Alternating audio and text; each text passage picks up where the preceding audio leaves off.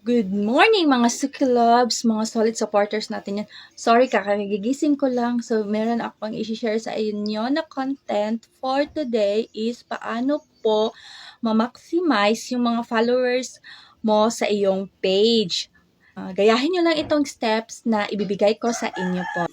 Sa dashboard, makikita nyo yung number of followers nyo. Paano ba natin yan madadagdagan?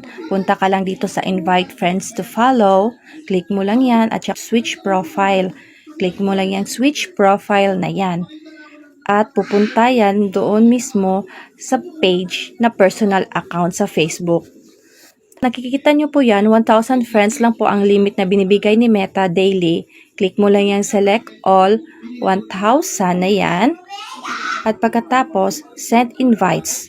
Yan, automatic na po yan, mag-notify sa kanila. Balik tayo dito sa ating page at tingnan natin yung followers na yan after ilang days if mag-aangat po yan.